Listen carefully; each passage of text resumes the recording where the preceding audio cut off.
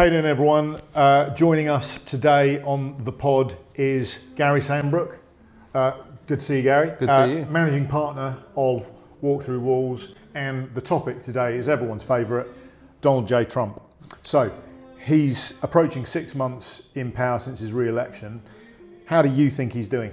Well, you can't say it's been boring, can you? And I think the whole reason why a lot of people in America probably voted for him is because he's a disruptor. And boy, has he been doing some disrupting, whether it's from, accosting presidents in the Oval Office, over Ukraine or South Africa, the tariffs, which has been going on, his abrasive style in the way he tries to get deals across and deliver his own type of politics. It's been entertaining for many of us watching from the outside, but I suppose for many people, he's doing what he said he was going to do, the reasons why they voted for him, and then he's also doing what many people fear is the reasons why they didn't vote for him too, because they don't like that style. So it's been an interesting, challenging, but really entertaining for many of us 6 months. So I think for us here in the West Midlands, here in Britain, it's all about the tariffs. That's the bit that really affects us. But before we get on to that, you mentioned something there.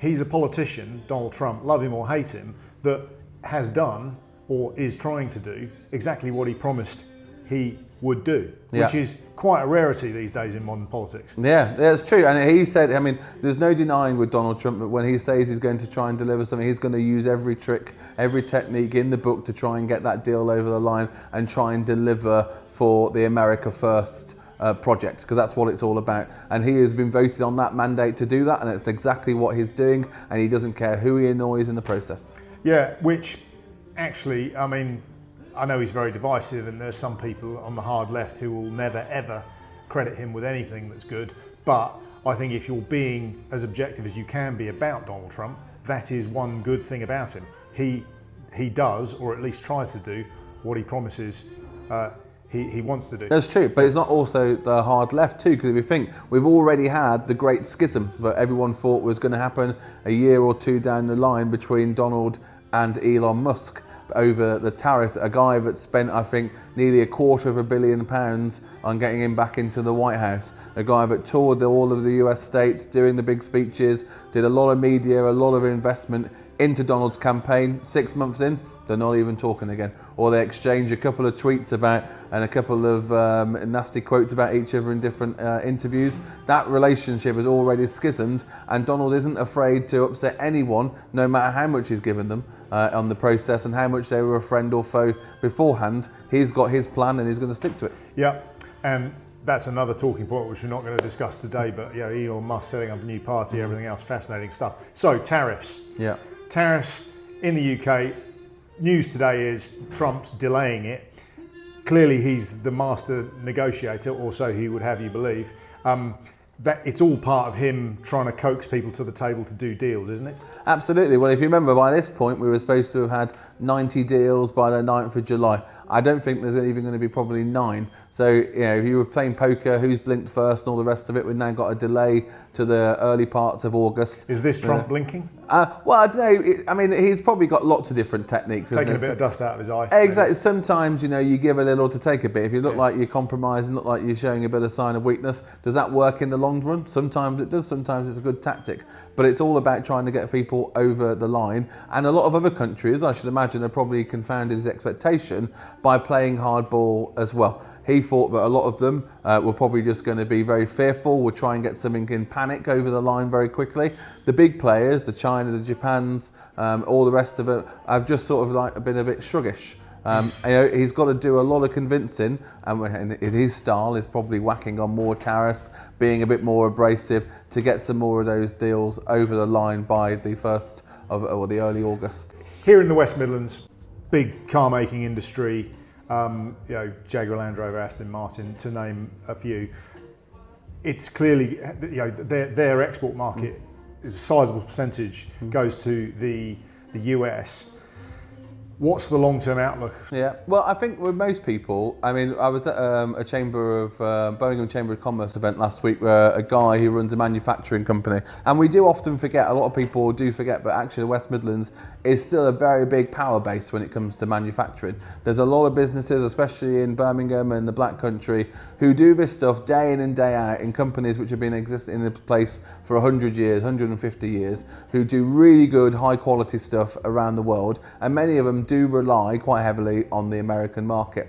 Now, the big thing about a lot of them is that these businesses have been about for a long time. The individuals that are running them are very agile and resilient people. They will always find a way around of diversifying their company, doing things a bit differently, etc., to make it work, because everyone wants to do business. It's what keeps the business alive and keeps it afloat. And I think it's really interesting that in times like this, often the best decision makers come to the fore and they actually deliver, right? And it's about making sure that a business is resilient for the long term, rather than just being complacent and relying on the status quo. This is the time where companies innovate, they do things differently, which actually might make them think a whole different mindset about how their company is structured and the things that they've relied on and focused on for too long, to say, how do we do it differently now? Do we look at new markets? Do we try and tweak this? Do we actually expand more, but pay more attention to the American market?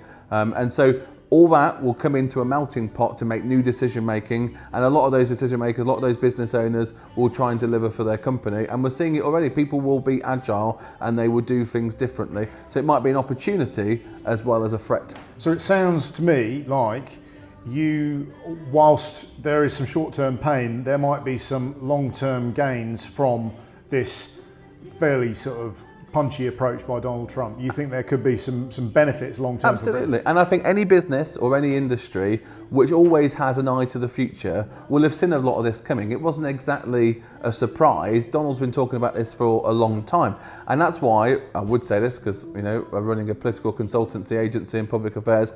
Business does need to take an eye and a keen interest in politics. What's going on in the world? What's going on in Britain? Where is the future going to lie? Where's the trends? What are people talking about? So you can make your business and allow your industry to be agile, to be flexible, to be able to plan for the future. So when things like this come along, it's not just a threat, it's an opportunity, and may be able to open new doors as well.